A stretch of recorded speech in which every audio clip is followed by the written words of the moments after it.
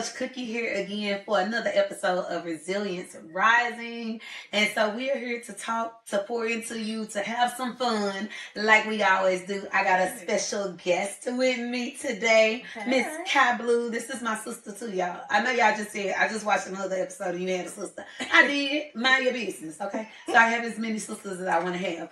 But this month, I'm really focused on pouring into other women, growth, development, just being great.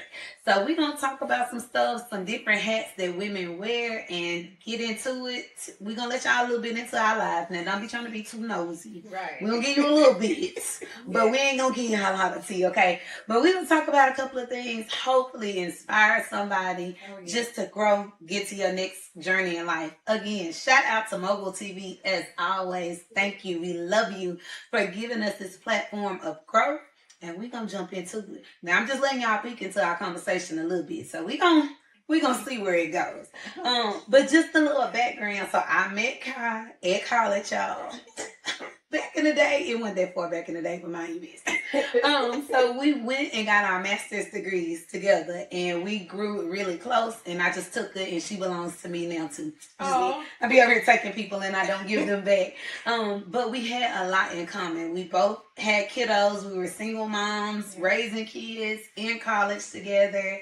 I was at that time. I had my mom and my dad, so. Raising parents, because that's hard as heck. Because they don't listen and it's hard headed. But Kai has her dad. He doesn't live here now. I like her dad. He my favorite. Whatever. Her dad be turned up. He my favorite.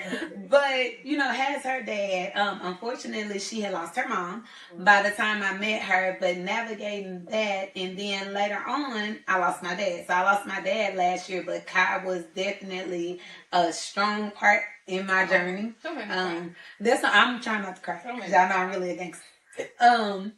And I'm gonna say, don't be holding in tears, y'all. I say that and I say it jokingly, but it is okay to cry. But she was one of my pivotal people as I was going through that journey of losing my daddy. And so I'm gonna talk about that a little bit today, just how that was. But as women, we get into this place of we take care of everybody else. We wearing all the hats. We doing all the things. So we working full time. We momming full time. We trying to raise our parents full time. Bills keep coming. Things keep happening. And so I just want to talk and encourage other women on how to navigate that and how to get through that. So tell us just about you. Go on and give us like an intro, girl. Like, boom, this is who I am. So I'm Kai Blue. I'm originally from Philadelphia, Pennsylvania, but I've been in Texarkana for 10 years. Y'all hear how she talks? She talks funny.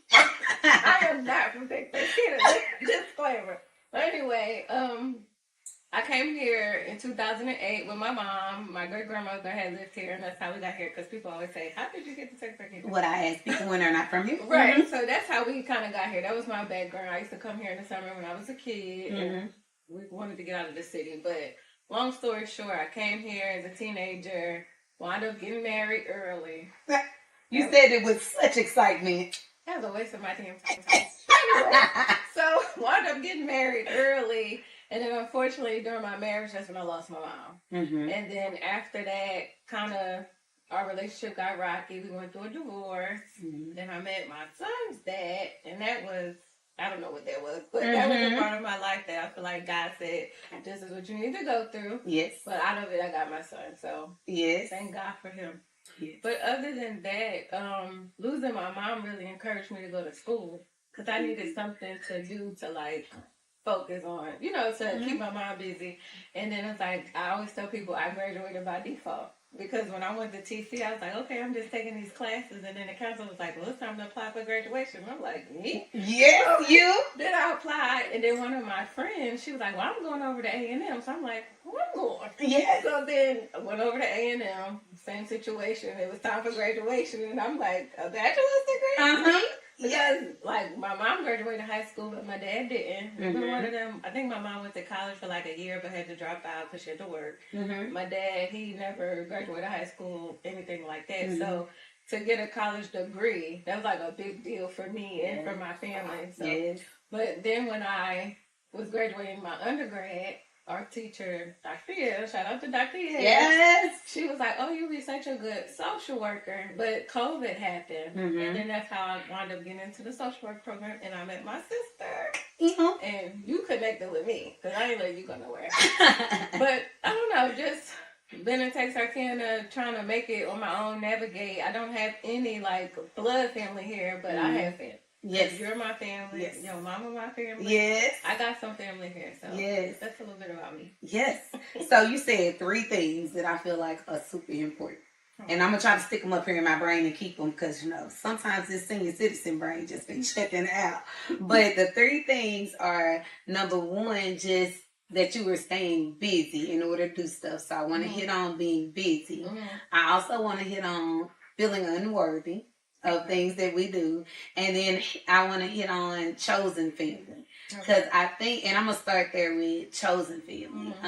Because my last segment, we talked about like sisterhood and people that we keep around in our circle that is around us. Right. I feel like chosen family is so important. Like, pick the people that's in your circle. Because we got some generational curses that have our biological family tainted. For real. And then we feeling like, because I'm blood kin to this person, I got to stay. No, you don't. Yeah. So if y'all ain't figured out about me, I will cut you off real strong. Oh my God. And be gone. You suck. I told you this. But I don't feel like we should trauma bond with people because of we done been through this thing together. So now we stuck here. We got to stay here together. I feel like it's okay to let some of those things go. But when you're in a place, like God put you in a place where you were separated and you were away from the other things. So you got to pick and build your circle. Right. So you put the people in it that you wanted to be in it. And that's so much better than being stuck with people. Right. Being able to pick your people. Right. So I think that you've done a good job because I met some of your friends. I like them. They okay. They ain't better than me, but they they all right. Thank you. So I do want to encourage women though to not feel obligated to stay in stuff because it's convenient, because it's what I always done, because it's who I've always been around. Right. Start something new. Start fresh. Or God will make you sometimes. He sure will, because if I would have known when I was a teenager that this was how my adulthood was going to turn out, I wouldn't have believed it. Because I was like, why would God bring me down here and then leave me? Like, my mom died, then my great-grandmom that lived here while we came, she died the next year. And it's like, okay, where do I go from here? So, you're right about that. It made you start over, and it made you appreciate the hard work you done put in and put you in a different place. No, really, it did. And then I feel like, too, my, like you said, family at home, well, my family at home, they look at me like, oh, she graduated college, or, like, growing up in Philly, nobody really leaves Philly. So, and I'm not trying to say that to throw shade, but that's just the environment. Like, if you in Philly, you stuck in Philly. A lot of people, my dad never been outside of Philly until he started coming down to Texas. Yeah. So I feel like they look at me like, oh, she in Texas, she got a college degree, she making it. But baby, I'm struggling too. Like everybody. We all, you know, I got 2 kids, I got rent, bills, everything. I'm a single parent. But they look at me like, oh, she got it. Let's call Colleen. But Colleen got nobody to call up there. Where it's Buku family. Yes. And then it's just me. So we got to stop letting people use us up. Well, that's true. And I got a hard time saying no. I feel like I got to help people. Stop. I know. You know I done told you that. I know. I just be feeling like I got to help them, though. Why? I don't know. You need to figure out the why behind your push first. I mean, I know why. Like, to sum it up, my mom was the helper of the family. That don't mean you gotta work that hat. And I know, and it's like, okay, well, do y'all not see me over here? It's just me. It's not, you know, but they don't care. Stop putting that strain and stress on yourself. Because they get into, not only are you now single parenting, trying to make sure your daddy okay. Because I do feel like we got an obligation to our parents to a degree.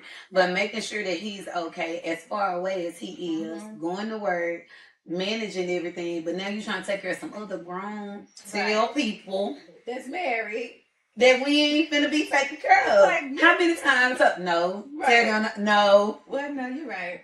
And she the only child too, y'all. I don't know why she don't know how to say no, because my no is real strong. No is a full sentence. I feel like when I tell somebody no, I got to tell them why. No, you don't. No is a full sentence. Yeah, I just feel like it's hard. Like if somebody said, "Can I have $20?" No, it's like, well, dang, why I can't have it? Cause do you got $20 to give me? No.